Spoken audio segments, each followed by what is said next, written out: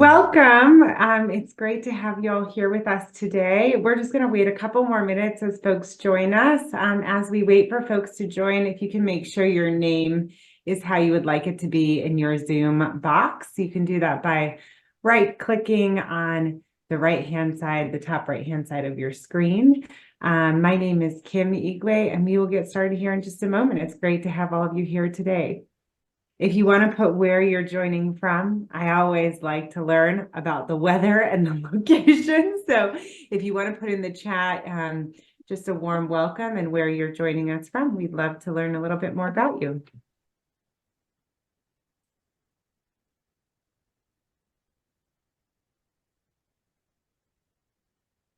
We will get started here in just a moment. Kate's joining from Georgia. I'm joining from Charlotte, North Carolina. We have Texas represented in the room. Great to have all of you here today. West Virginia, so I hope you have some sunny weather that way. Sheila, we are going to get started. We're first going to do a little introduction to Branch Ed if this is your first time with us today, and then we will get started into the content of today. I see another North Carolinian with me in the room. Welcome, welcome. It's great to have all of you here with us, and we will get started. Let me share my screen here. Great. Jennifer, can you give me a thumbs up that you can see my screen okay? Thank you. Okay. As I mentioned, my name is Kim Igwe. I'm Branch Ed's Professional Development Manager, and we are just really glad that you've chosen to spend a little bit of your day with us. If you just joined, we would love to know who you are and where you're joining from. So if you can share your name in the chat and where you're joining us from, and if you have an institution or district partnership, we would love to know the institution or district you're joining with. And before we get started into the content, I want to share a little bit about Branch Ed and what we do. So Branch Alliance for Educator Diversity is a professional services organization and a collective of university faculty and leaders advancing educational equity and excellence by expanding individual capacity, enabling supportive relationships, boosting institutional effectiveness, and collaborating with communities. Branch Ed's commitment is to achieve sustainable programmatic transformation, leading to improved outcomes for diverse educators who, by extension, benefit all students by preparing them to thrive in a heterogeneous society. Yeah. Branch Ed offers a variety of professional learning experiences and resources for individuals, institutions, and community members. Through each of these professional learning experiences, our beliefs hold true that every student deserves access to caring, adaptive, and well-prepared teachers, that every teacher deserves preparation that fuses quality with diversity, and that every person benefits when we create a higher standard of education together. We're all joining from different spaces today. Some of you are in home offices and some from work buildings. A couple of things to keep in mind while participating in today's workshop. We will be recording the workshop and sending it out in a follow-up email, as well as all resources and links. If you need anything, please use the chat. If you need technical assistance, I have Jennifer Reese here, our center coordinator, and she'll be able to help you with any tech issues that you have. Please do engage in the chat. If you have questions, please pop them in there, and we'll keep an eye on those to ensure that our facilitators are able to discuss them. And just use the chat as a way to engage with each other, and we'll have times in breakout groups so you guys can get to know each other as well. If you're able to be on camera, we would love to see you. It just helps us to create community. A little bit about our speakers for today. Dr. Tia Barnes is an associate professor in human development and family sciences at the University of Delaware. Her research examines the social emotional well-being of minoritized populations. She has published papers in several journals, including Infant and Child Development, the Journal of School Violence, Aggression, and Violent Behavior, and Beyond Behavior. She is the creator of the Scholarly Self-Care podcast and is the 2021 recipient of the Joseph E. Zins Award for Social Emotional Learning Research from the Collaborative for Academic, Social, and Emotional Learning. We also have Dr. Kate Zimmer, who is Branch Ed's director of the Birch Professional Learning Center. In this role, Dr. Zimmer collaborates with the Birch Professional Learning and Development team to create goals and design trainings for in-person and virtual programs, resources, and learning communities. In addition, Dr. Zimmer leads Branch Ed's Mixed Reality Simulation Lab. This lab provides individuals with a powerful and interactive learning experience that allows the participant to purposefully practice skills that prepare them for real-world situations. You're going to be able to experience that some of today, along with Kate and Tia's expertise. Thank you so much both for being here and sharing your expertise with us. And I'll pass it over to you, Kate and Tia. All right. Well, thank you guys so much. You are able to see my screen, yes? All right. So again, welcome everyone. We're so excited to have you here today. Our overall goal today is to help one another gather innovative and engaging ways to cultivate welcoming classrooms and communities. And so not only are we going to talk about different strategies and ways to do this, we're going to reflect ongoing throughout this presentation through a Jamboard, which you all will have access to afterwards, so we can share additional ideas and ways that we engage our students. And then we're able to purposely practice these strategies. So again, we are such a big proponent of, yes, we're going to give all these strategies, but we're also going to be able to provide the opportunity to practice what we are learning here today. One of the things that we are known for here at Branch Ed are our connectors, and this is a way that we are able to engage with one another to get to know each other and build community, which is great because today's whole webinar is about building that community. So we're going to play a little game. It's called Common Link. And so for this game, we're going to place you in small groups, and together we're going to identify the 3 most unique things that we all have in common. So maybe there's a love for Shakespeare's Macbeth. Maybe we all had a childhood experience with a violin lessons, or maybe we just really do not like fiery Cheetos. So it can sort of range, from super meaningful to completely silly. We're going to give you guys about 5 minutes or so in your groups to think of 3 things. All right, so I'm going to pass it on to my Branch Ed team to put us in breakout groups.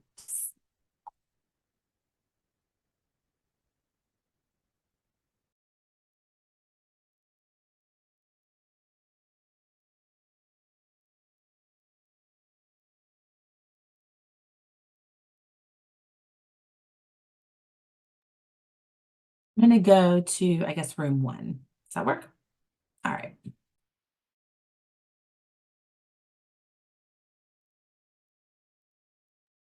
And I will go, I guess, to room 2.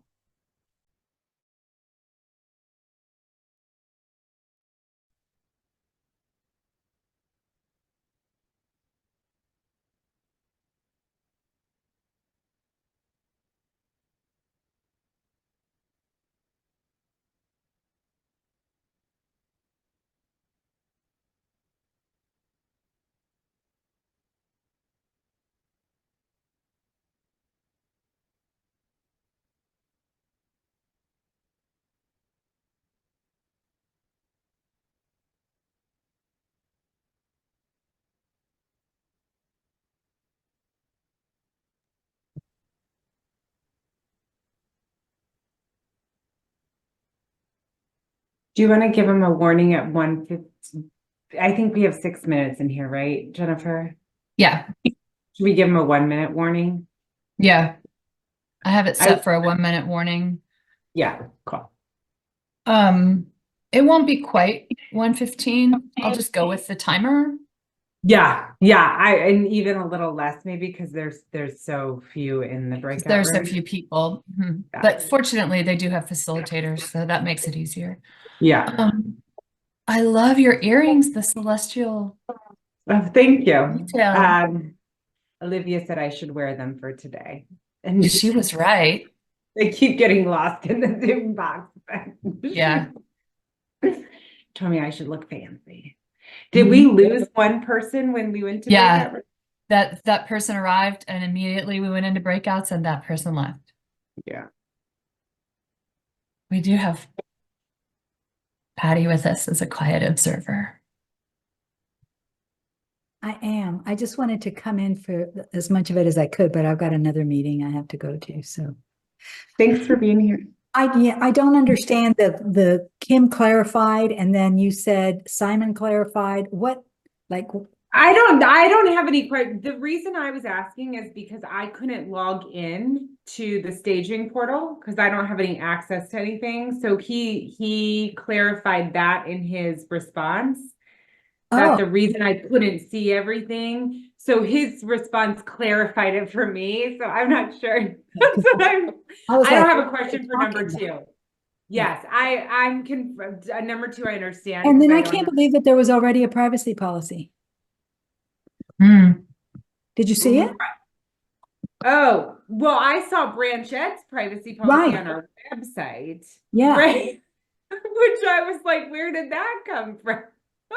And I don't even know where to find it on the webpage, other than I have the link.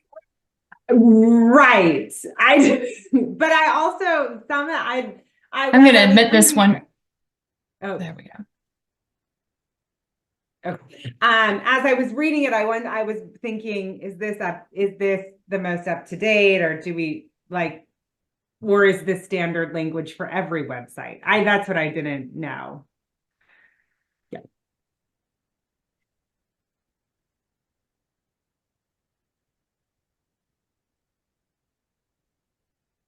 And I see you're going to go to do another teacher video library.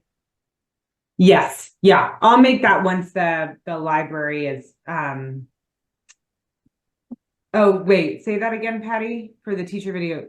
You're going to the Transformation Center meeting to talk? Yes. Oh, good. Yeah. Yeah, that's good. Yes.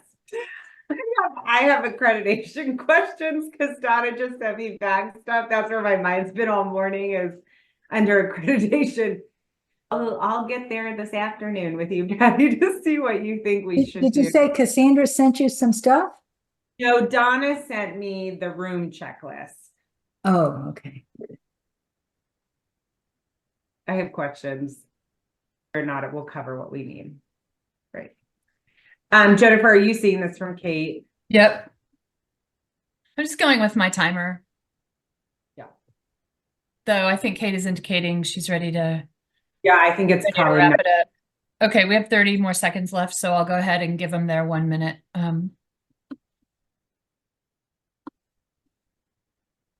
Close them now. It will give 60 seconds, which you can see.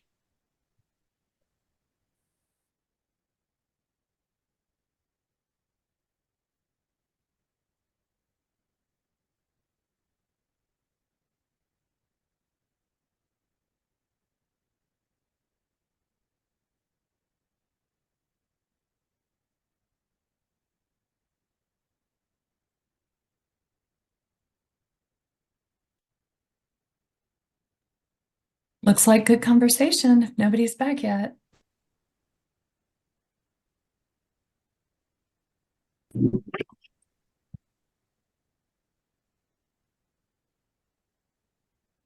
Welcome back. I think the other room is still together. Their room is closing down shortly, so we'll wait for them to gather back. I hope it was a fun conversation and you learned a little bit more about each other.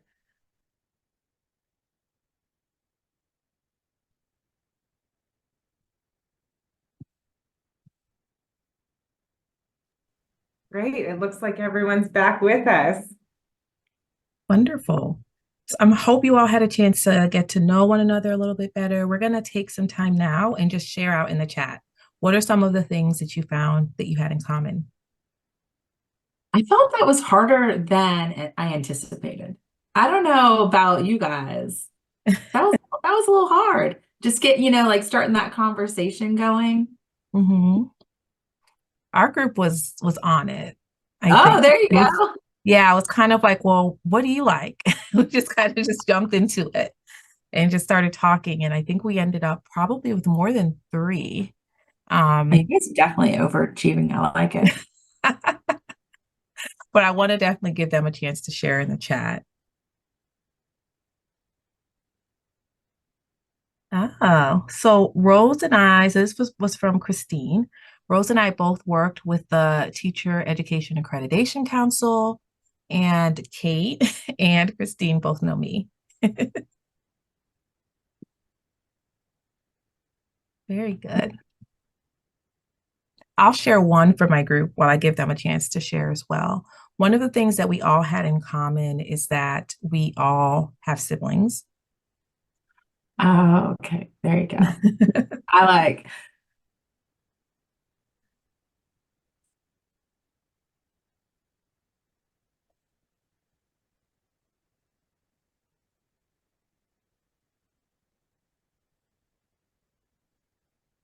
I like that way to start. Oh, loves the outdoors, wears. Oh, we all wear glasses. Oh, that's a good one. And Yeah. love fruit. Yes. Yes. We found a lot of cool things, even though not everyone was wearing glasses at the time. It was just noticing things. Yeah, I like. All right. So, this is also just a really, easy. I said easy. I was like, we were, struggling at first, but I also think time restraint has something to do with it. But it's a great way to be able to get to know a little bit more about each other and something that we can do within our own classrooms. So we're going to use the chat again, and we want you to think back to when you were in school and your own classroom experience in that PK-12 setting. And so in the chat, what words or phrases would you use to best describe a positive classroom environment?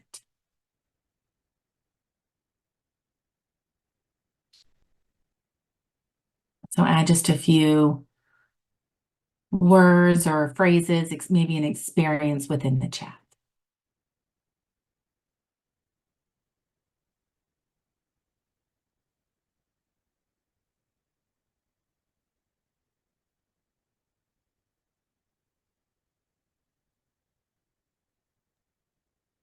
We have some responses coming in, Kate.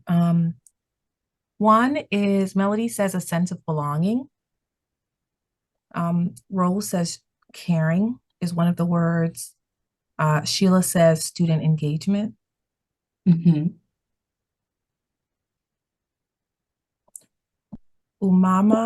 Umame says, says a room with a safe corner. So it's a little sitting area, usually has a beanbag chair. So for her, that is like what comes to mind when she thinks of these type of classrooms. Positive energy, presence. Mm-hmm. Yes.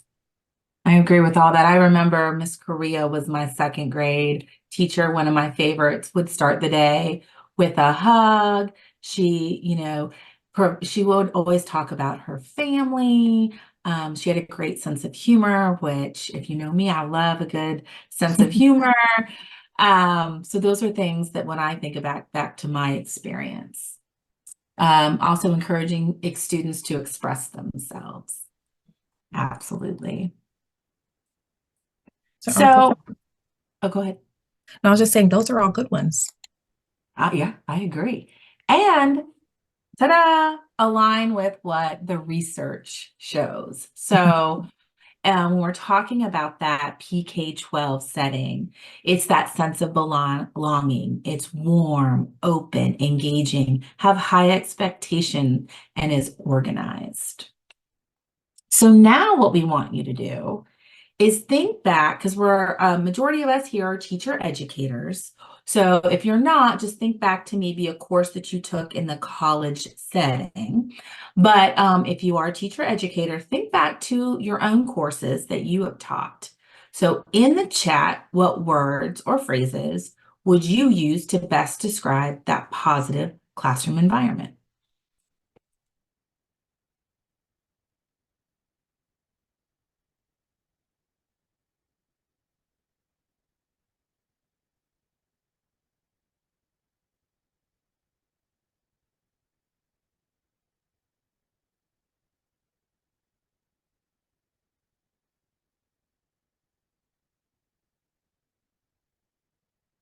So we have non-threatening, intellectually challenged relationships where everyone feels that their contributions and perspectives are welcome.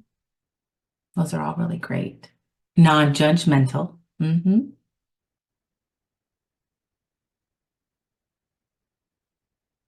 Tia, do you have any that you can think of? I'm trying to see. I mean, these were all good ones. I'm trying to think anything else beyond these. So, I think one additional thing, which I guess relates to relationships, is again that sense of belonging. So similar to what Sheila and Rose were saying about, oh, and Melody, about this idea of being recognized, being valued, um, feeling like you're welcome in that setting. Yeah. So let's see what the research says about higher ed. So what do you know, Tia? The research is the same, whether we are in our PK-12 setting or a higher ed setting.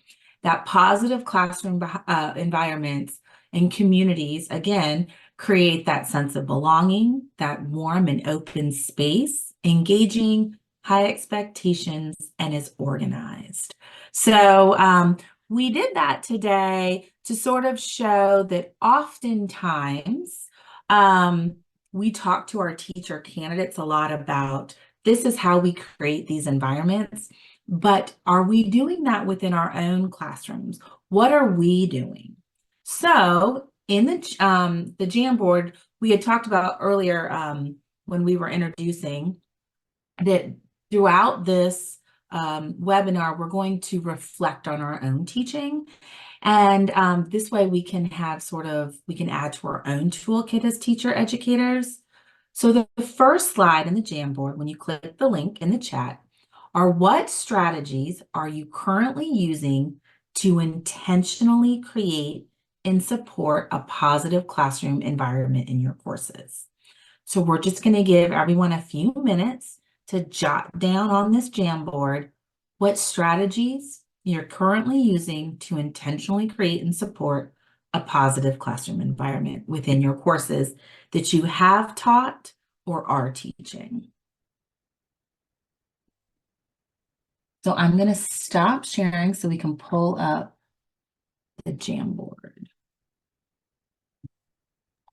And I think one of the key things here too is this idea of intentional. So what are the things that we are doing that we're, reflecting on and thinking about and adding to our courses to ensure that we're creating that positive environment.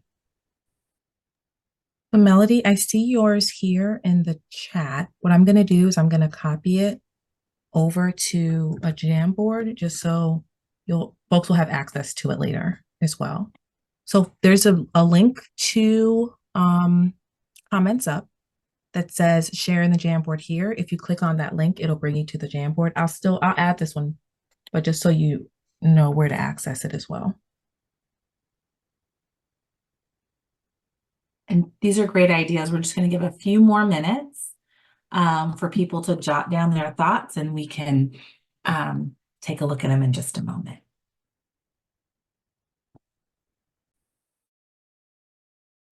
And I believe we just had one person join. So what we're doing right now for the person that just joined is we're reflecting on our own classrooms that we've taught in higher ed. And we are thinking about strategies that we've intentionally used to help in creating a positive classroom environment. There should be a Jamboard link available. If not, let us know, because I know sometimes it doesn't show up when you first enter. And we can give that to you if you need. but we're just sharing so that we'll have a list that we can come back to. And again, Kim is great she'll do a recap email and she will send it out with the recording and all of these materials. So it just isn't a one and done. We'll be able to reflect and utilize these strategies, have access to all of them. We'll just give about 2 more minutes. Okay, I'm going to go ahead and share my screen.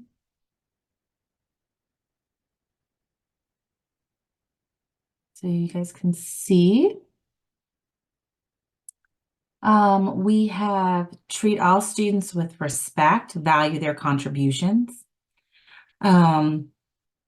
I like this one. I create weekly videos, 1 to 3 minutes to go over expectations and give pointers. Check emails over the weekends because that's when many of my students work, and send kudo messages to group work opportunities. Encourage interaction among students, starting with positive greetings and notes. All of my students have my cell phone number and can text or call me anytime.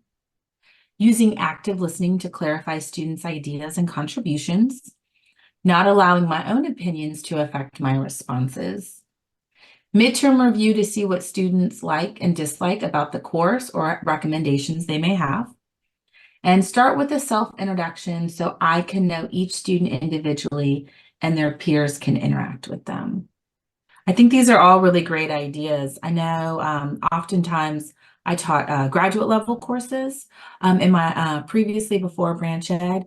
And one of the things I was really intentional about was access. So they knew I was available because again, I taught graduate classes. So again, much like some of the our participants are saying is that they worked at night or on the weekends. So being able to have that timely response was valuable and important. And I also did my number as well. I used a Google number, but I did it so I was able to, I said, if you have a quick question, just feel free to text. And that was, I always got really positive responses on that. And the other one I really liked was I always did an introduction. So I talked about who I am, my background, my boys, and that always seemed to have that sort of personal connection. Yeah. So these are really great ideas. These are great ideas. I really like that self-introduction piece. And the idea of letting them know more about you than just I'm the professor for this class, or just asking them specifically student-focused questions. But doing Yeah. person. And I think that's important too, right? Because when you are in that K through 12 setting, you're there with them for a longer period of time, or you see them more frequently or daily. And so I think in the higher ed realm, we really have to be intentional of building and creating those relationships. Definitely. And we shared out, so we're good. So now we're going to talk a little bit about the why. So of course, we always want to start with why when we're thinking about adding something or modifying something that's part of our pedagogy. So why do we want to create a positive classroom climate? Well, the research is clear that having a positive classroom environment is going to help learners to thrive. So those that are in positive classroom environments, they show more persistence, they have greater motivation, they are less likely to feel isolated, and these positive environments can also support the flow of information among our students. And it also helps students to be more willing to be vulnerable in seeking help from others. And all these things that I'm sharing right here, we've seen both in the literature for pre-K through 12th grade, but then also in the higher ed literature as well. So knowing all of these positive outcomes, we want to consider, and this is for the, sorry, Kate, I think this is for the next, yes, perfect. We want to make sure that we are, considering ways that we can create a more positive climate for our students. And so it's likely that we want to be intentional in supporting this. And we're going to focus on that today. So today we'll talk about that intentionality piece and several ways that we can do this. We'll specifically talk about strategies related to our reflection on our own practice, focus on identifying and also utilizing student funds of knowledge, and then ways that we can engage student voice to help in supporting a positive classroom environment. And we're starting with this idea of reflection. And so I'd like to start with this quote.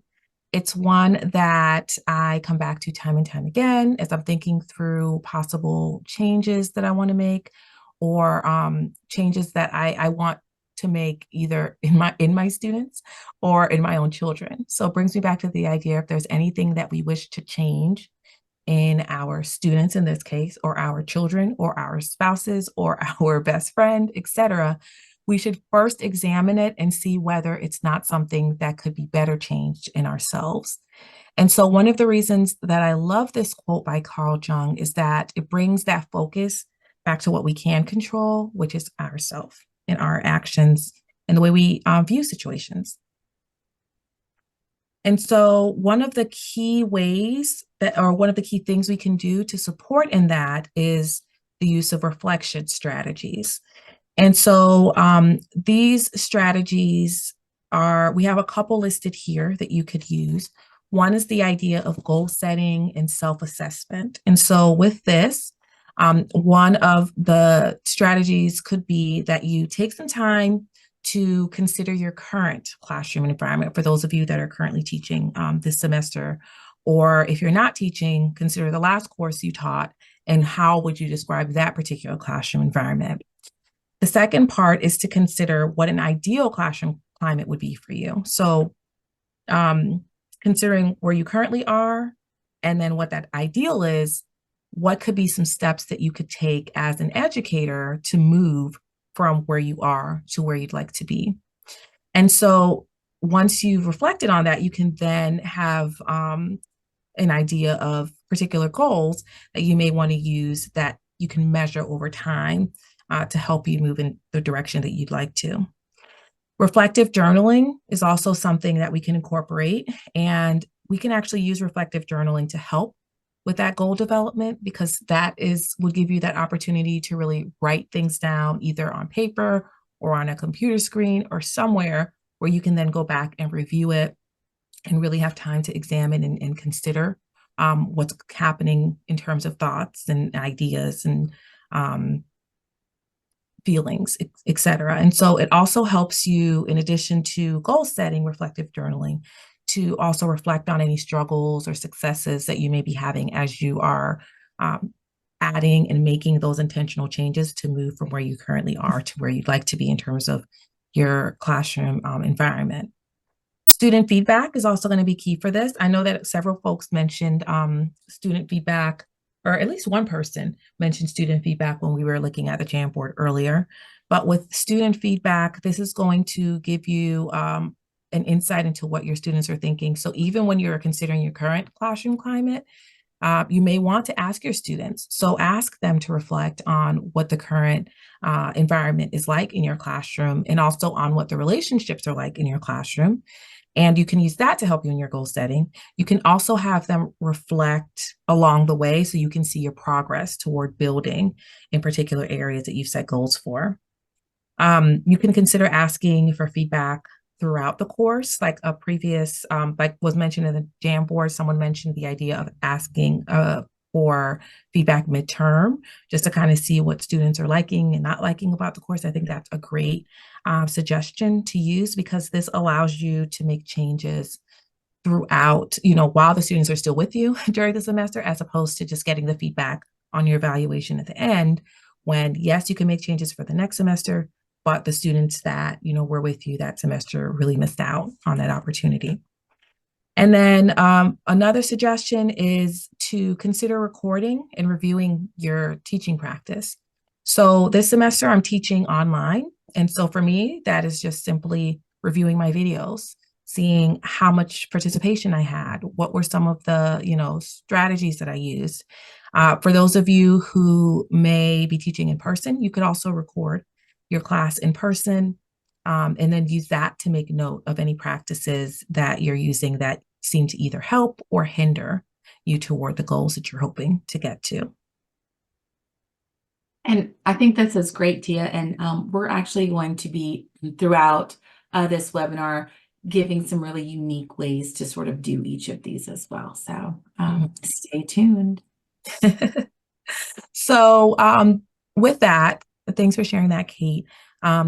We are also going to be sharing just additional strategies, additional resources, so places you can access resources to help you along as you try to incorporate more of these strategies. And right now I'm sharing two activities. One is a reflection activity that is provided by the Greater Good in Education, which is a group out of Berkeley. And they have a reflection protocol available that you can use that helps you to reflect on your interactions with students and also helps you to consider alternative explanations for students' behaviors, just to have a different viewpoint as you're considering interactions that you're having. The second is a self-assessment rubric. So this is something that only you would use for yourself to help you in advancing inclusion and anti-racism in your classroom. And so the rubric is a list of questions. You can use those questions to reflect on your own use of inclusive practices. And if there are certain practices that you want to adopt, but that you aren't currently, it provides a resource guide. And so you can then hone in on those particular skills that you're hoping to hone in on, and also get suggestions to help in modifying your courses if that's what you're interested in doing. So this next section, we're going to talk about really the funds of knowledge and why and who we are, and how that impacts what we do day to day. And so there's a quote from, it says, "No man is an island entire of itself." And when we say the word identity as a concept, it's often very ambiguous and a very abstract term.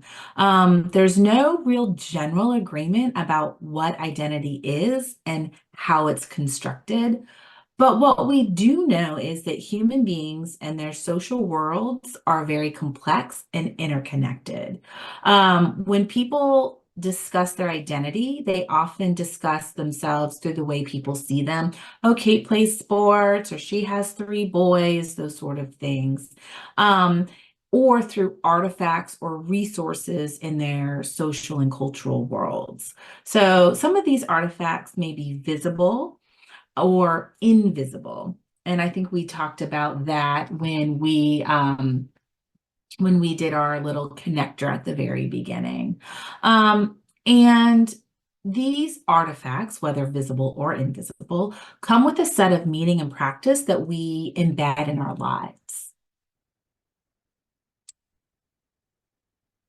So there are ways in which we can really get to know the identity of our students and the funds of knowledge that they come with, and that these are assets to our classroom, to when they go into the classroom as teacher candidates.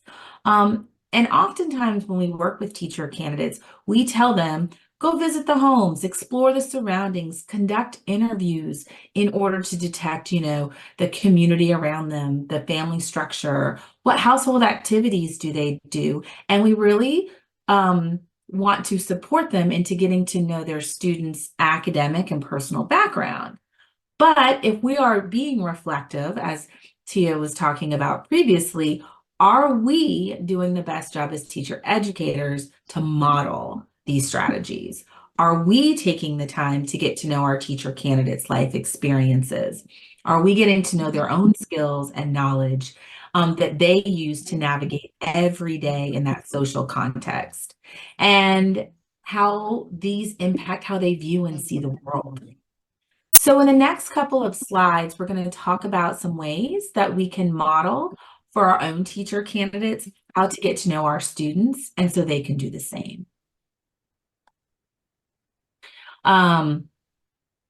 So one of the ways that we can do this within our own coursework is asking our teacher candidates to do self-portraits.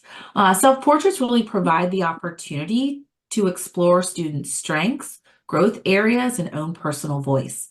It gives us information about a person's funds of identity, including their social funds, their culture funds, and geographical funds.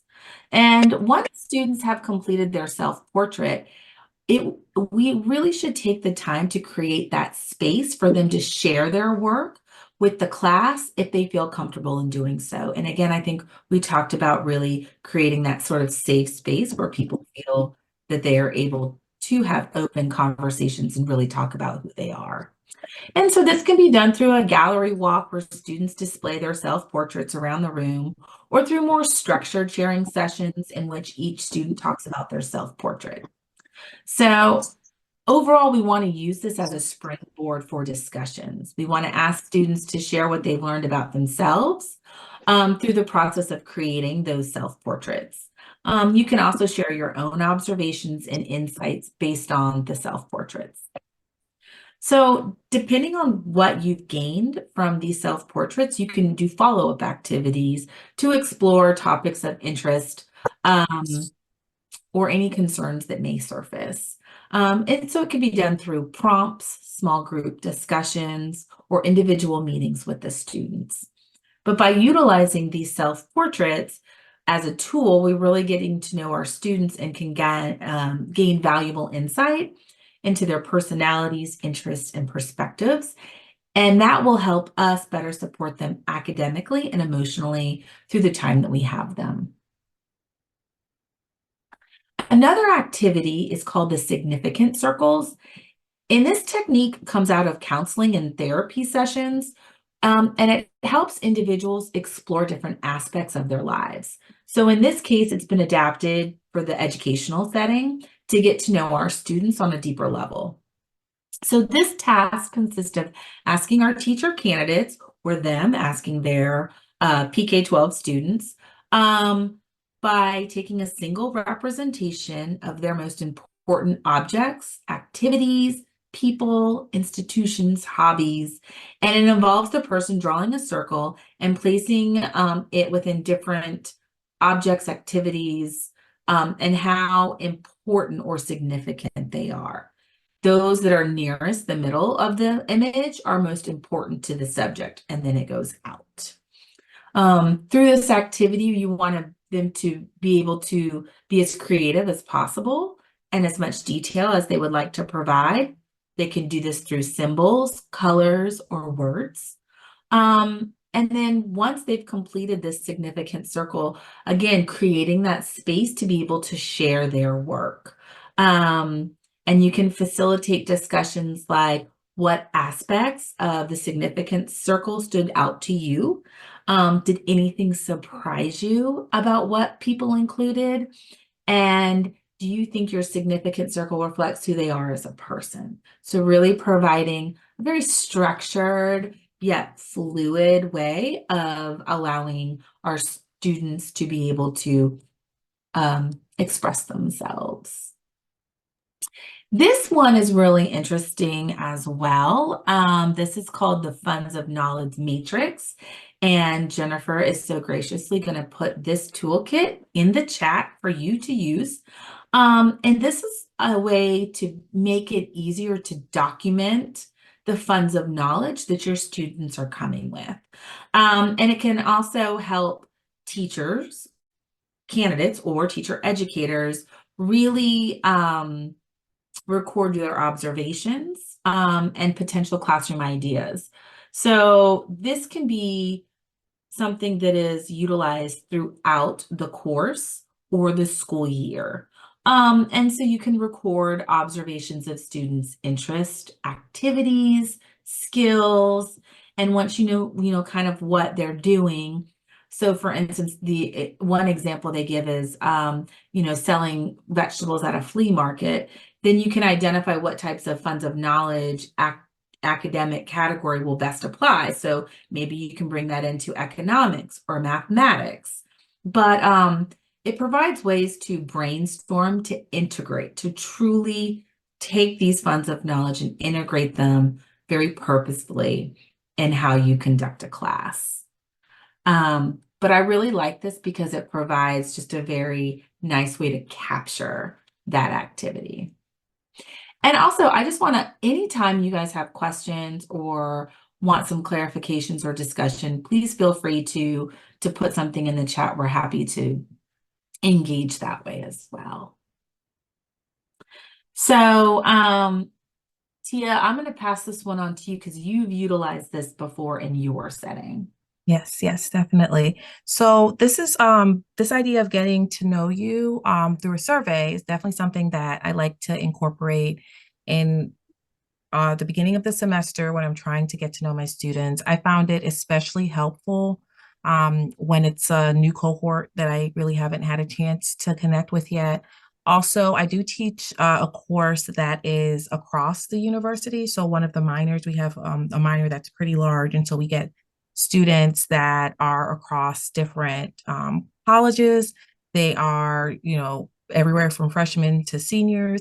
And so sometimes it's great to also get a sense from them of kind of what the makeup of the classroom is so that I can tailor things better toward them. And so this is just some of the example questions that we've pulled for this survey. And so you can create the survey at the very beginning of the semester. You can provide it to your students in person or have it on whatever learning system you use, so whatever LMS you use.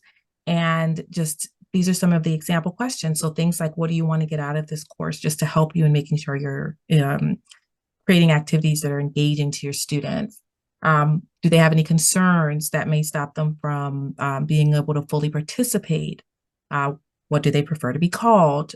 Do they have pronouns that they'd like to share? And so these are some of sample questions that are from the Yale Center for Teaching and Learning. We've dropped that link in the chat. And so you can go to that link to also find other examples. And then any other questions that you come up with, you can definitely add in just to share. But it's definitely nice to have that starting point for sure. So I think it's a great resource. All right. So again, we want to add to our toolkit.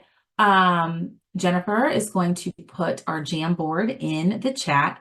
And this time, what we want you to do is briefly describe an activity that you can use or have used in your course to identify your students' funds of knowledge. So we're going to give you just a few moments to pull that up in the chat.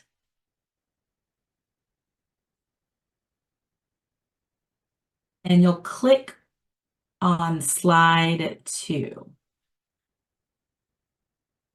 Okay, it looks like we have some responses coming in, and I'm gonna, just let folks continue. But one of the things that I really liked that you shared from those funds of knowledge was that idea of the circles. It reminded me of an activity that I was talking with my students about yesterday when we were meeting, where they, in their own classroom, talking about the idea of they have a student of the week. And so each student would bring in like a bag full of things that really resonated with them. And this was in kindergarten. So I love that seemed more like an expansion on it. So bringing back to that idea of what are things that we're teaching our students to do? What are we teaching them to do with their pre-K through 12 students that we can model for them and show them how it works, through us incorporating in the classroom, I think is great.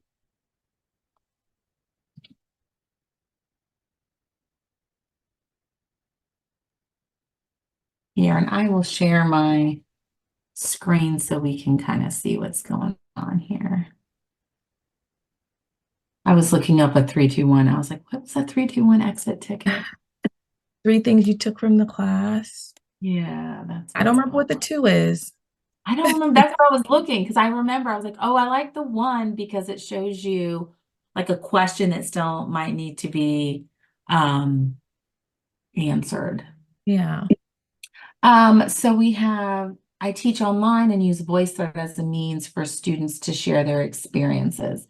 I've utilized that as well. It's like almost like when you on your phone, you can now voice send a memo. So it's sort of the same concept. So instead of typing out the whole paragraph, you can voice your reflection, which I really like. This one is, I have used an activity called Culture Artifact, where each student, brings in, that sounds like what you were saying before. Yeah. Significant meaning. I invite students to email me to suggest ways that the course can be more useful to them. I use an interest inventory and a Google form to gather more information about my students. So thank you for sharing. I think those are great ideas. All right, so now we want to see how we can integrate those students' funds of knowledge. And one of the ways is engaging student voice. So in education, the concept of student voice is sort of twofold, if you will. It refers to expression of values, opinions, beliefs, and perspectives of individuals and groups of students in a school, and to instructional approaches and techniques that are based on students' choice, interest, passion, ambitions, things of that nature. So listening to and acting on students' preference, interest, and perspectives really do help the student feel invested in their own learning and can really ignite a passion that will increase their persistence and enjoyment in their classroom. Research does indicate that students who believe that they have a voice in school are 7 times more likely to be academically motivated than a student who does not believe they have a voice. I think that's really a powerful statistic there. And in addition, students' voice leads to an increased likelihood that the students will experience self-worth, engagement, and purpose in school. And the opportunities for collaboration, the more opportunities for collaboration, the greater their motivation and engagement are. And so again, it's going back to that reflection piece Tia talked about at the beginning.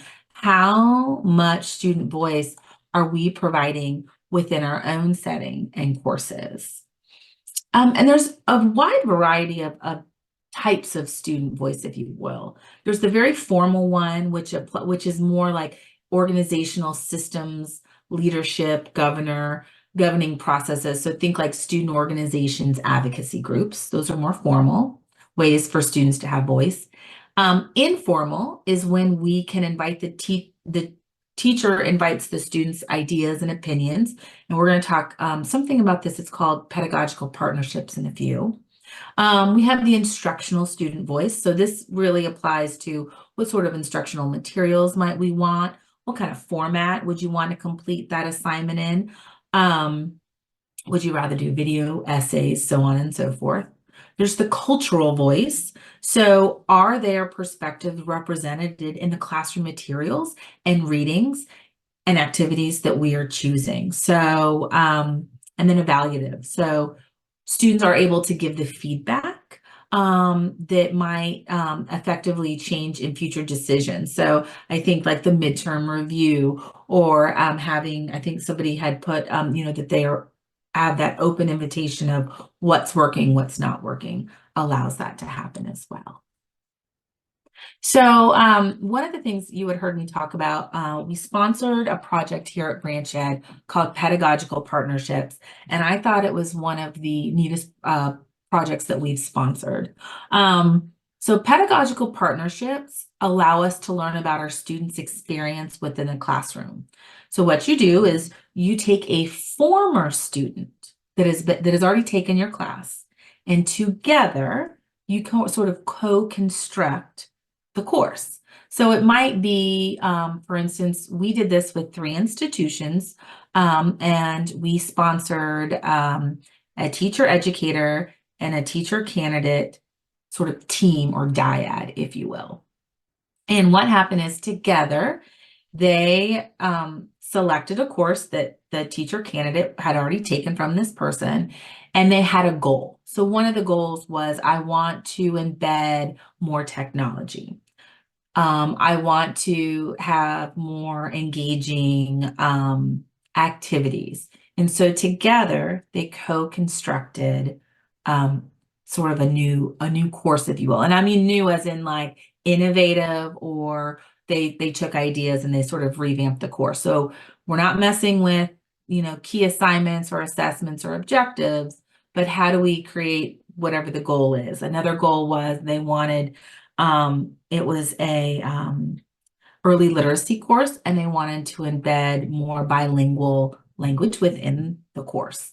That meant books, just being able to speak Spanish and English just due to the area that they were in. It was a really powerful project. And they really created a partnership in teaching and learning. And so the faculty and students met prior to class to discuss what would be taking place. And it was really interesting. The teacher candidate observed the teacher educator. So they were able to do notes and observations, and then they came back after the course was done and they debriefed. And then both captured their reflections in separate journals. And as I was just facilitating this project, and it was so unbelievably powerful. At first, the students are very timid. They're like, wait a minute, I'm observing, a faculty member. But it really, you started to see trust. They built relationships, and every single dyad was like, I had never had better course evaluations, or I am going to stick with some engagement piece. So if you are not familiar, pedagogical partnership is a whole thing in itself. So I would suggest one, because of this, we were invited to do a journal, writing a journal of each of their each of their experiences. So I'm happy to provide that citation when the email comes out. But it was a really great way and an innovative way to critically reflect on their teaching practices.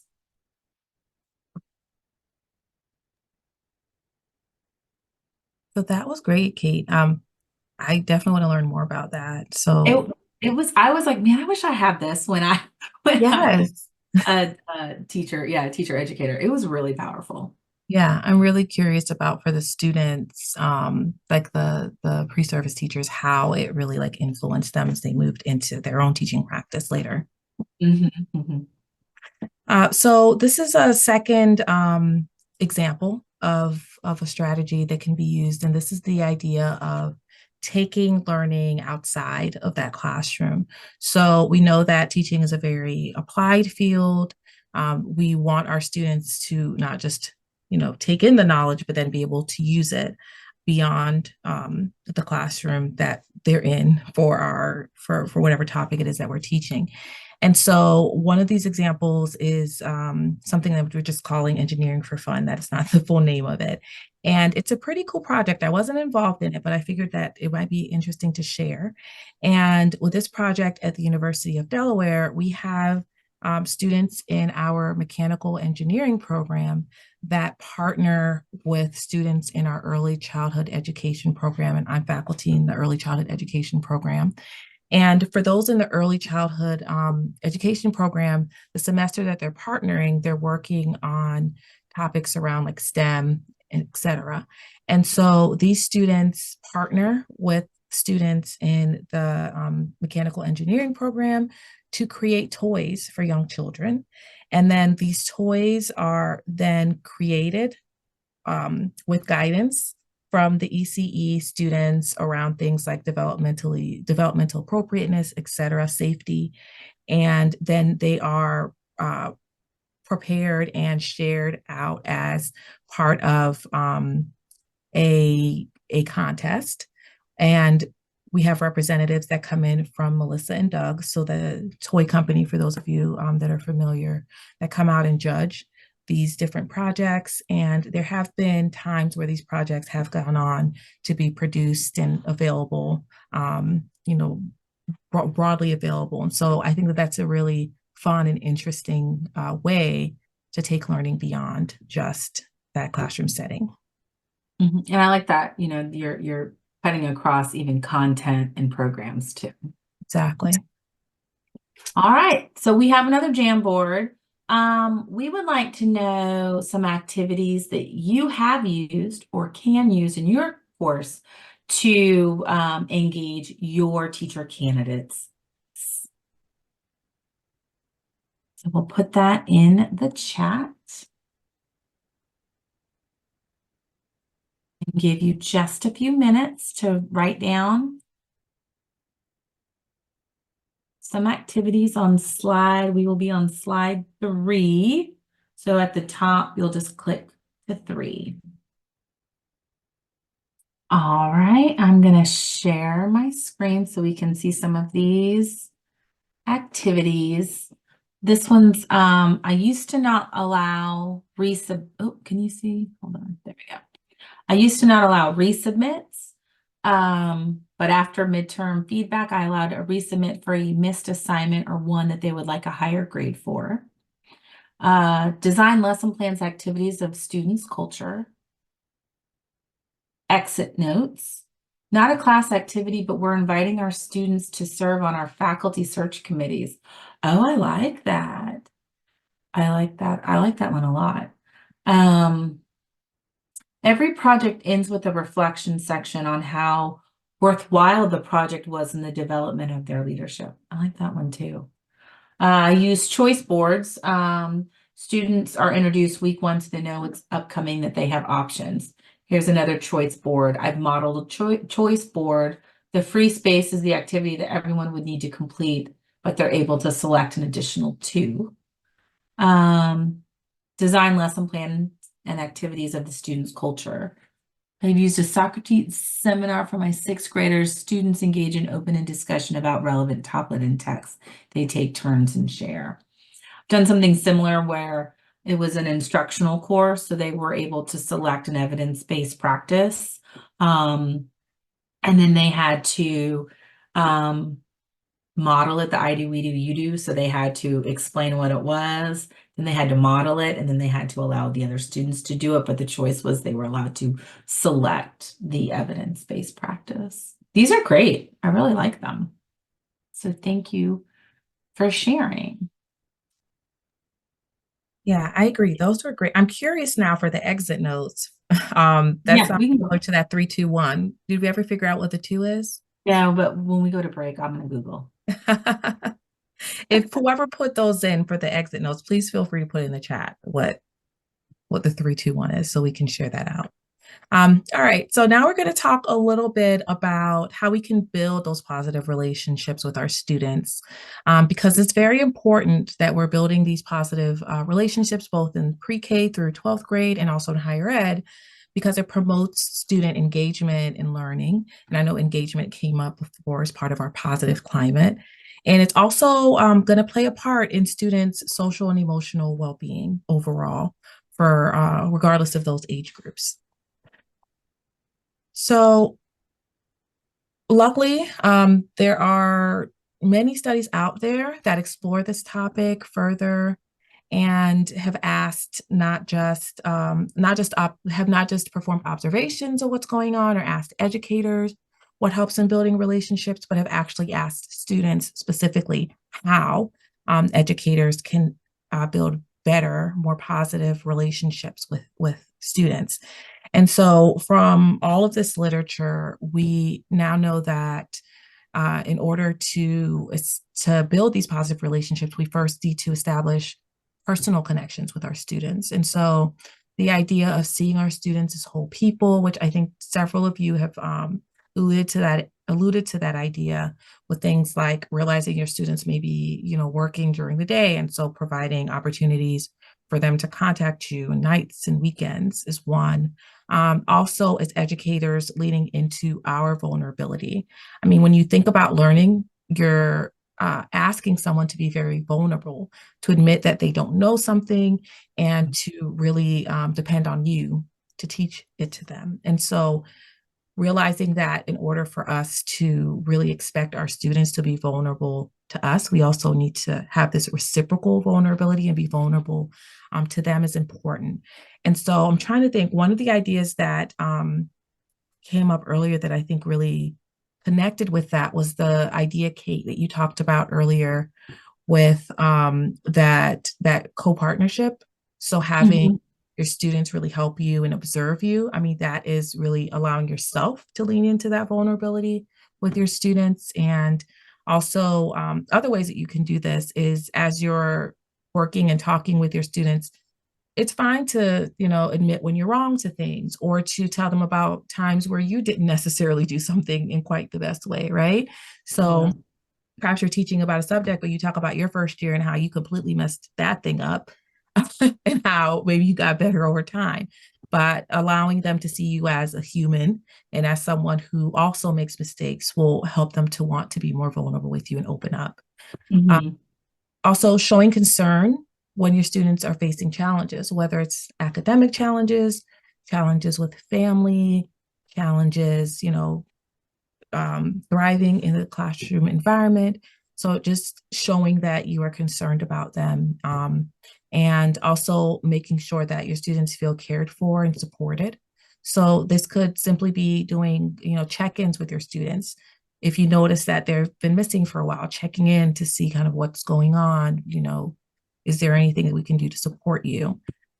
Establishing high expectations, which I think came up for a lot of you in terms of ideas for building that positive climate or having a positive climate, was the idea of having academic expectations, so high expectations for our students, because it shows them that, we believe that they can meet these expectations, but then also providing guidance along the way. So having those expectations, but then providing those supports to help our students in meeting those expectations is going to also be important for that educator-student relationship. In addition to that, we also want to consider not just our own personal relationship with our students, but then also how we can help students to build relationships with each other is also going to be key here. So just like educator-student relationships have benefits, student-to-student relationships or peer relationships also have benefits. So one of those is that, when we build these strong and supportive bonds between our students, it leads to that increased feeling of belongingness that came up. It also is going to support our students in being academically resilient. And so some ways that we can do this. One is to consider incorporating icebreaker activities.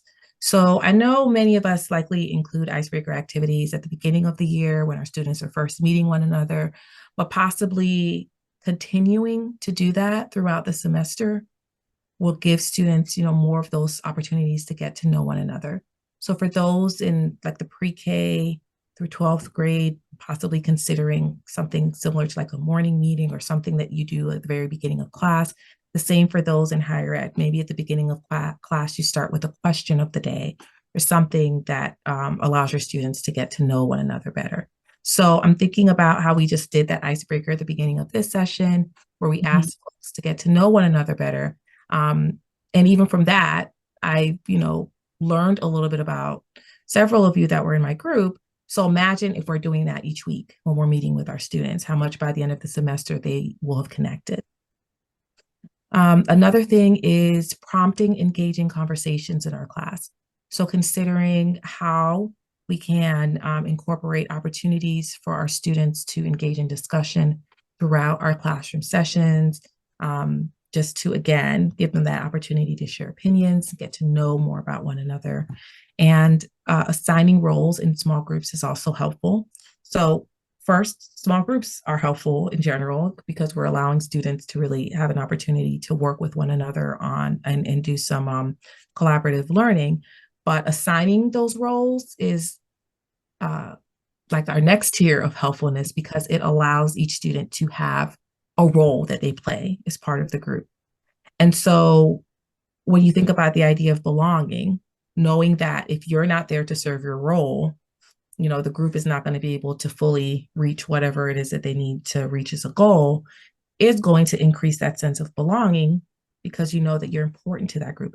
You have a pivotal role that you need to play as part of it. And so assigning those roles when you can. And then another strategy was this idea of supporting your students in creating peer support or peer study groups outside of the class.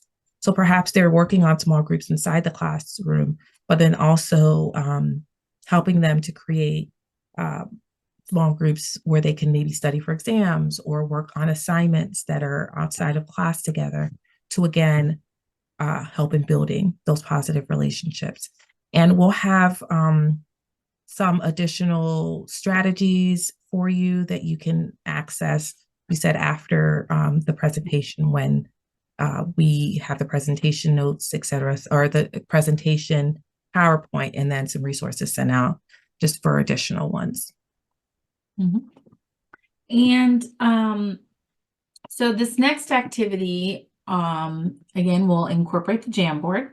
So it'll be placed in the chat. So what are some ways that you incorporate opportunities for your teacher candidates and or students to connect with their classmates? Or since you've, got quite a few ideas, are there any new strategies that you want to implement? So we will pull up the Jamboard. And Kim, are we going to do this as well as a break, or how would you like that to work out? Yep, we're going to go to slide 4 of the Jamboard. Once you put in your strategy, if you want to take a 5-minute break, and then when we come back, we can look at these together. So if you can put in one way that you're incorporating opportunities to connect for students to connect with their classmates, or one thing you're interested in trying, onto the Jamboard on slide 4. We'll take a 5-minute break. That's going to bring us back at 25 after the hour. I'm not going to try to do everyone's time zone. 25 minutes after the hour. I'll put it in the chat. So we'll take a 5-minute break. Please get some water, do what feels good for you. And we will come back to do some MRS. So if you are interested, you've heard about mixed reality simulation, you're like, what is this all about? We're going to do it together. And if you're feeling like you had a great 5-minute break and you want to be the one to try it out, you're going to have that opportunity. So we're excited to see you all back in 5 minutes from now. So 25 minutes after the hour. And I already see some folks are putting in their Jamboard sticky notes. So thank you to those. And we'll see everyone back in a little bit. Yes, thank you, Tia. Thanks for keeping us on track. Let's all, if you're able to come back on camera, it'd be great to see you, and we will dive right back in. All right, so there's some great strategies on here. So thank you to everyone that has shared. We are just due to time, we're going to sort of move along to this, our next session. And Tia, I'm going to pass it on to you. Thank you. So as you all know, we've been talking about some strategies that we can use to help in creating a positive classroom environment. But even with these great strategies, that does not mean that we will not avoid conflict in the classroom. It's just a general part of having a classroom and having a group of people together. And so when this happens, it's important that we deal with the conflict, because if we don't, it could negatively impact our students' learning. So it's even better that we be reactive, or that we be proactive as opposed to reactive, and consider situations that may potentially have charged topics that could result in conflict. In those situations, we don't necessarily want to avoid them, but we just want to be prepared to respond as needed. When we do have to respond to conflict, we want to take the time to listen and restate perspectives, and also to use the conflict as a learning opportunity to help in preparing our students for future conflict that they'll face in their professional settings. And so we have these strategies here. As I said before, or with other things, we'll have additional strategies that you'll be able to access throughout. So for this next slide, you also want to consider when you have specific students who may be disruptive in the classroom and things you can do to support in those situations. So the first is just to observe and control your own emotional reactions or to any feelings that may come up. So observing that, and then also controlling how you react to it. You also want to be aware of your body language and what you're trying to communicate, not only through your words, but your actions, being open to the idea of addressing the behaviors instead of the person is also important in conflict resolution. And then considering making sure that we're upholding any class norms. These could be norms that we created as part of our syllabus. It could be norms that we created with our students at the beginning of our semester or beginning of the class to say these are the things that we want to put in place to make sure everyone feels safe in our learning. And so making sure that we're upholding that and that we're reminding who the student who may be engaging in disruptive behaviors of that. And then usually when we come up with norms, we also have potential consequences that'll be related to that. So ensuring that we're being consistent in addressing anytime there's like a violation of that classroom norm, and that we are referring back to our own class guidelines on that. Another thing that can be helpful is asking to speak to the student in private. This may be at the end of the class session, and maybe if there's a break, but having that opportunity to reconcile that relationship may be helpful for preparing for the next time you have to see the student. So then overall, we just have some additional strategies to consider. This isn't necessarily specific to classroom management, but just overall in creating that positive climate. You want to use a variety of teaching strategies because we know that our students are very diverse and we want to make sure that we're reaching them through different learning modalities. We want to provide various methods for our students to demonstrate their learning. And we talked about this a little bit before, but the idea of arranging students in groups, but doing it with intention, not just the idea of giving specific roles, but then also making sure that we're creating groups that have a mix of skills, identities, and personalities. If you have a large class, assigning randomly should help with that because, of course, the larger the group, we're hoping it's more diverse. So as we're assigning randomly, that should be good. And then assessing our classroom climate periodically. So there have been several suggestions on how we can do that. The 3-2-1, the midterm evaluation. And here are just some examples of some prompts that you could possibly use with your students. So I feel comfortable participating in this class and asking them to choose a response anonymously. Or one thing that would help me be more comfortable is, and then asking them to write something in, again, anonymously. All right, so we have heard a ton of strategies, and like Tia said, like our ultimate goal, we want that inclusive environment, but it doesn't always happen. So what do we do when, some mishaps occur, if you will? Well, today I'm kind of curious if how many of you guys have experienced mixed reality simulation. If you have, you can put yes in the chat, and if you have not, you can put no, just so we can kind of gauge. But what I love about mixed reality simulation and what I love about teacher ed is that we are never done learning or practicing. So mixed reality simulation allows us to purposely practice skills. So we know as teacher educators that teacher candidates need the opportunity to be able to practice their craft in a structured, scaffold, and supervised environment. But in teacher preparation, we also know that we often have limited time, with not really a lot of opportunities for their authentic feedback or authentic practice. And then feedback is sort of, well, do we have time to do this feedback? Do I have to wait? I watch the teacher candidate, it might be 10 minutes before I'm able to give feedback, or it might be 10 days. You never know. So what this allows us to do, simulated practice, is a well-validated approach outside of education. It's used in military settings, medical, and in flight. I don't know about you, but I am very thankful that pilots practice before taking me up in flight. But oftentimes in teacher preparation, what we're like is, here's your content. We're going to let you practice with real kids.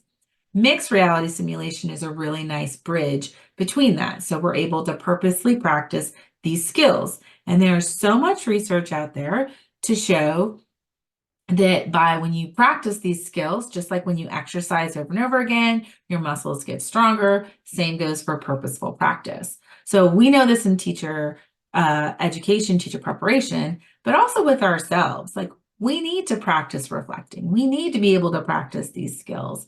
And oftentimes, I'm pretty sure we each have a story that we could share of the time in our course when we're like, "Ooh, wish I could redo that," or "I wish I had this skill prior to." So today we are going to be able to practice some of these skills when things might go awry in our courses. As much as we've tried to implement these skills and these strategies for an inclusive classroom, we're always going to have a mishap or two. So mixed reality simulation is a really unique solution. It allows us to learn and master a new skill in an environment that doesn't put others at risk. So whether it's our own teacher candidates, whether it's our PK-12 students, they're in a safe space.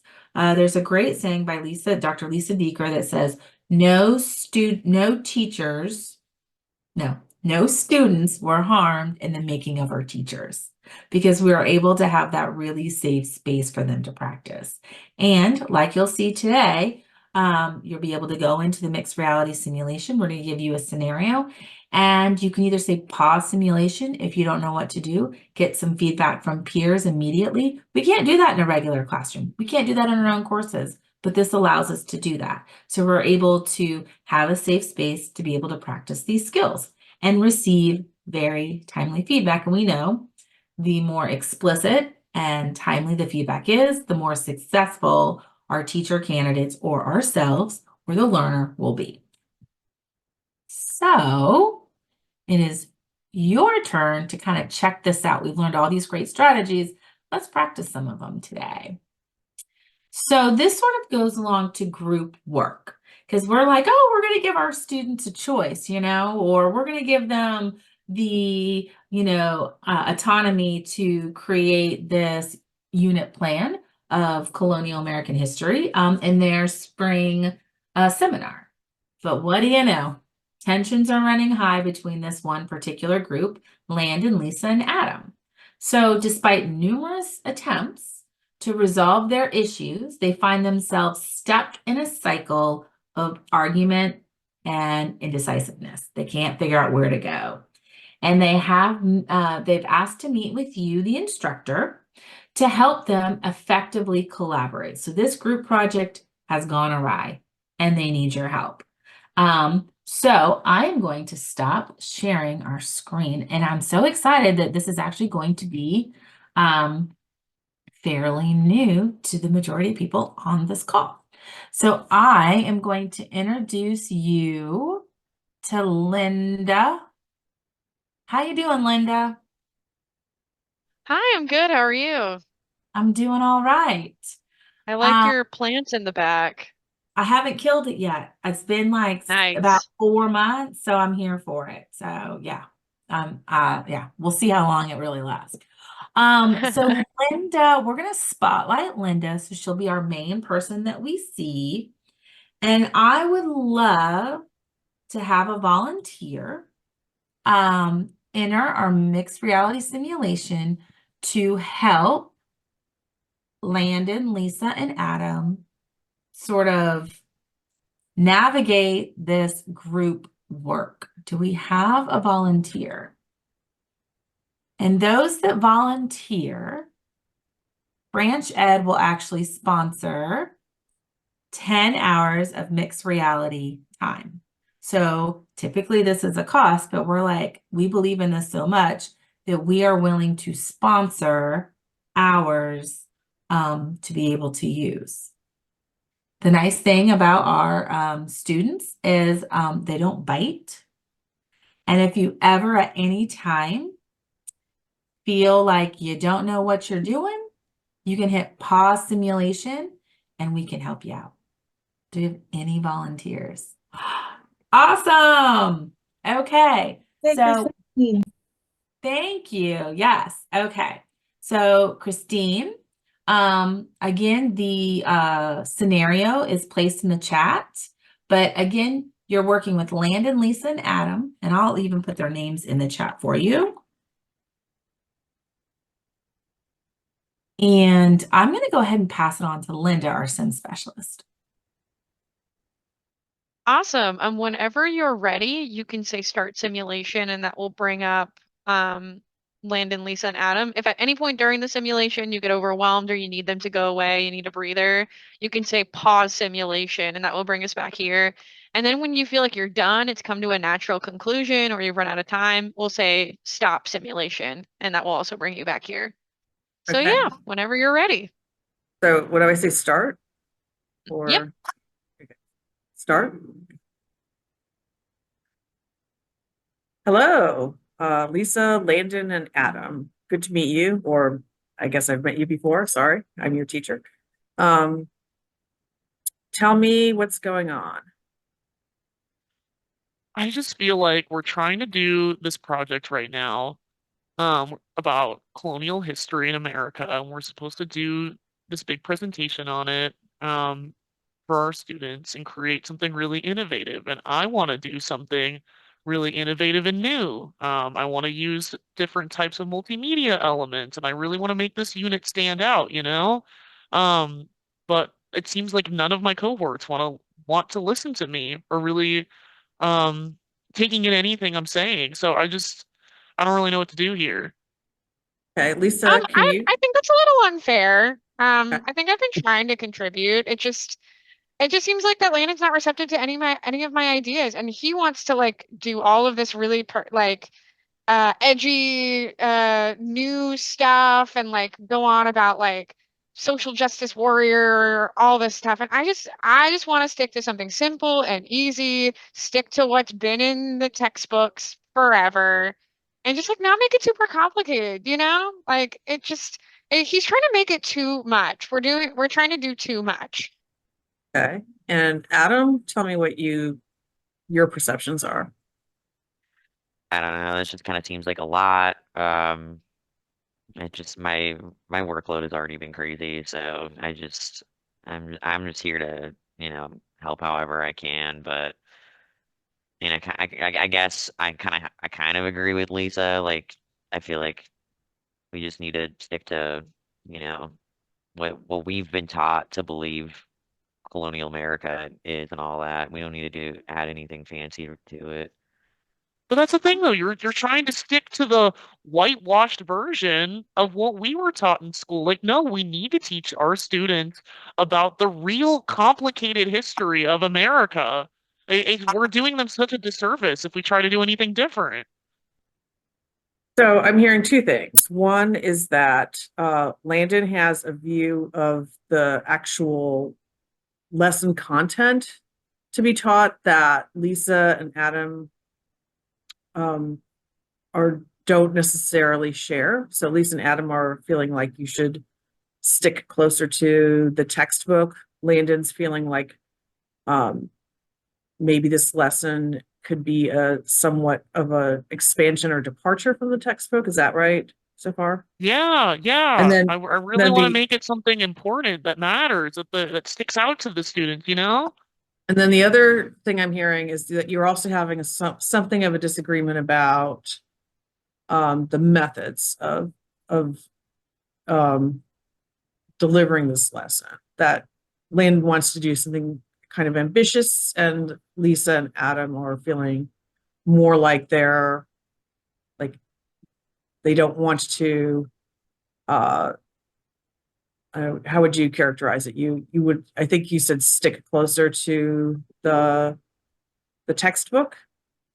Is that right? Yeah, I just think we need to stick to the more traditional way of teaching, like keep it a PowerPoint, maybe with a few pictures, and keep it easy. And I don't want to create divisiveness in our class, you know? Like we don't know what some of these kids are being taught, and we just want to make sure that no one's feelings are getting hurt by telling kids that about things like genocide and like all those big words that Landon wants to use that I'm just not okay with.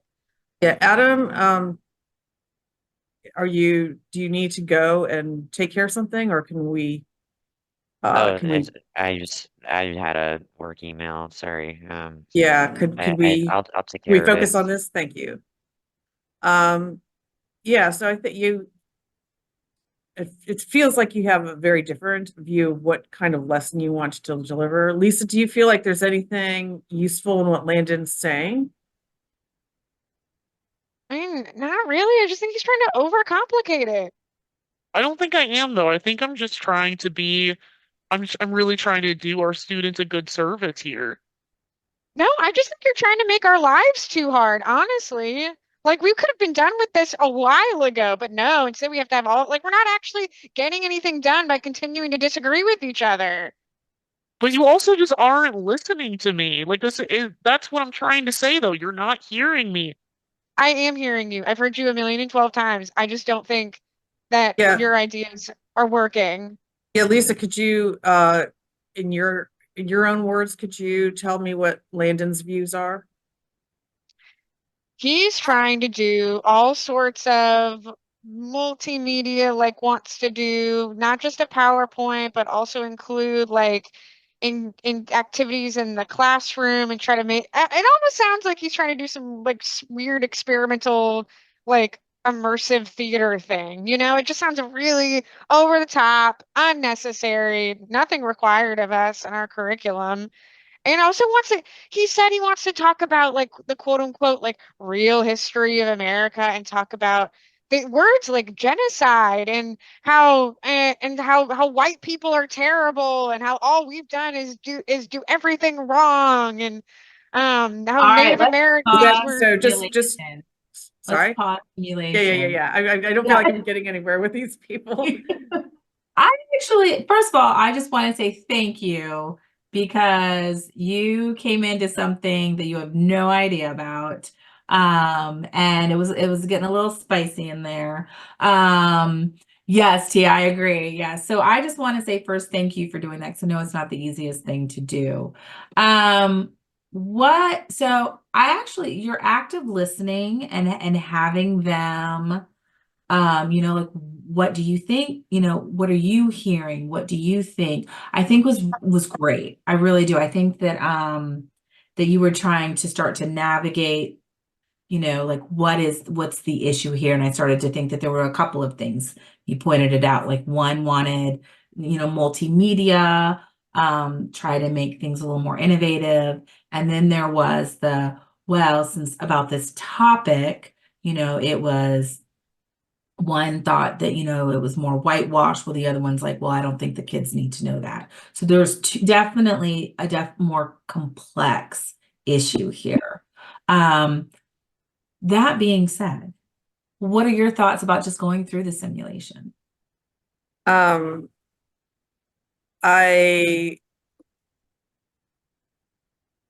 I thought it was good because it sounded pretty authentic. Mm-hmm. I would be curious to see if there was a solution or like I don't know how these are programmed, so or how the I'll how give you a the little feedback back. is done. But yeah, because I thought I don't know if the lesson is that like this is a no-win situation and I have to just go through it, or if there was something I could have done to move anybody.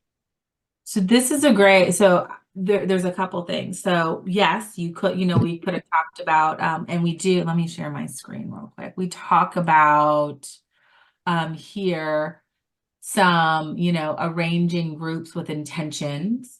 So maybe that's one way to do it. We could have created some tasks that need to get done, bring it back to at hand, because there's two issues going on here, right? One is about the content, and then one is about just the managing the group as well. And I think that I think that it was the beginning, but just due to time restraint, this is truly the reason I said pause simulation. I agree. But, having the groups create their own plan for moving this forward, coming to a compromise about where to land on what not whitewashing or ensuring that people's voices are being heard. And so I definitely think, Tia, do you have any other suggestions? No, I think that those were great ones. In terms of finding some way to compromise in the assignment, perhaps including some multimedia, but not so much that it takes too much longer to complete the assignment, or expanding on some areas in which maybe Landon can take a lead on in some of that expansion. I think, yeah. Mhm. And the thing is, this is called mixed reality simulation. So it's not, so Linda and the students are AI, but you really are talking to real life human beings behind the scene. So there isn't like a certain plug. What we sort of reveal sort of behind the scenes is Linda is actually Katie. She's our sim specialist who puppeteers the avatars behind the scenes. So she can see and hear you in real life. But that's why it feels like such an immersive experience, and what's called the human in the loop paradigm, which gives it that more authentic feel than if it was just AI generated. And what I love about this is that if time allowed, or we could say pause simulation. All right, let's get some feedback. How can we move this along? And then we could start simulation, and you could automatically go and input that in there. I will say, certain strategies that we use. One of the challenges in me trying to navigate this situation was that I didn't actually make this assignment, so I don't know why. Because I thought if I had given the assignment, I could explain the reasons why I put that group of students together, or if it was a random assignment, why I thought that was a good idea, because I was starting to think, I don't know if these students should be in a group. So yeah, well, and yeah, right. That might, it might, yeah. And that's exactly so the first one here, arrange groups with intention. Well, maybe next time we're not going to put these 3 together. It's not working. Right. There might be, but, and that's the nice thing too, you could just make stuff up. So you could make stuff up. But again, we didn't really set you up that way for that. We didn't explain it in that way. But that's again the nice thing about mixed reality. You can be like, you know what? I want you guys to focus on this particular time period with these whatever objectives to really start getting the group moving as well. So yeah, first of all, I didn't. Yeah, I was going to just I didn't, because I didn't know the objectives of. I mean, I knew the stated objective of the group project, but I didn't really know the objectives of why would I have put these people together? Was that a mistake, or did I do it intentionally? And if I did it intentionally, I could use that reason at least in the back of my mind as I was trying to help them navigate through. If I did say, I know that Landon has a very different view of what history should be versus Katie, I think, or Lisa. Sorry, Lisa. Yeah. And I'm going to purposely put them together, and then I might have used that to sort of say, hey, this is a great conversation. You should be having more of it, or something like that. But anyway. Yeah, absolutely. Yeah, it was very interesting. And we definitely made it a little more complex too. So again, I just want to say we appreciate it. Make sure you drop your email in the chat, and we'll make sure that we get with you so you can utilize this, because we have classrooms, we have a whole bunch. It's a whole thing we can go down, and I would love to talk to you more about that. So thank you again for volunteering. We had another one, but just due to time, we're going to skip over this. But this one again is more about microaggressions and how do we deal with this? Because again, our whole intent and what we've been working on is really creating safe and inclusive spaces. So we're going to just kind of skip over these slides for you. And just due to time, Kim, I'm going to pass it back on to you. First, Christine, thank you so much for volunteering. It's always, MRS is always, it gives me a little back in the classroom again of that feeling, my butterflies of the first day of school. So, but I also find it so I learned so much just from that little bit of time in the simulator. It really feels like you're in the classroom. So thank you for your participation. We have lots of other ways you can participate with us with Branch Ed outside of these workshops. So we do have our MRS simulation lab, which Kate leads, as mentioned. We also have a teacher video library. We have webinars once a month. We have online modules. We have in-person summits. We would love to see you at any of our events. And you can find all of those on our events webpage. And so we'd love to see you at a future event with us so we can continue to learn together. These are just sort of some of the things that are coming up. As I mentioned, we have a webinar series. And so that comes the first Wednesday of every month. Our next one is March 6th, and it's a conversation with Dr. Eduardo Padron, who received the Obama Presidential Award. So we're really excited to have a discussion with him around the educational ecosystem.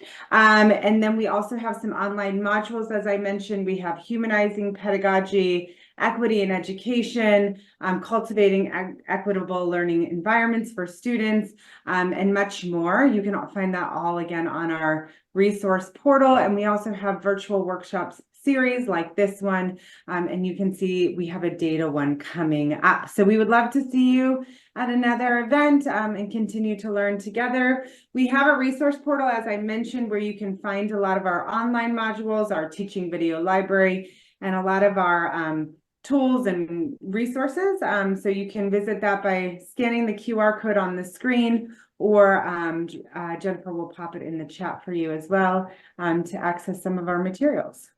And lastly, we always love to get feedback from our participants to learn more from your experience today. So if you can scan that QR code on the screen, it's about a 5-minute survey, or you can grab the link in the chat. We would love your feedback before you take off to your next meeting or the next thing you have on your calendar. We would love your feedback. And I just want to thank Kate and Tia for your time and expertise here today. I know I learned a lot about creating relationships. I had a lot of aha moments of things that I did as a teacher and things that I see happening in my own children's classroom. So thank you so much for sharing your expertise with us so we can continue to create these welcoming and positive environments in our school communities. Thank you all so much. Please do fill out that survey before you leave. And I know a couple of you have asked, we will send out the recording in a follow-up email with all of the resource links. So please be expecting that as well. Thank you all. Have a great rest of your day. Oh, last thing, you will get a certificate of completion from Branch Ed to share that you were here with us today and participated in this workshop. And that's it. Thank you so much for your time here today. And we look forward to seeing you at our next event. Bye, guys. Thank you. Bye. Hi, everyone.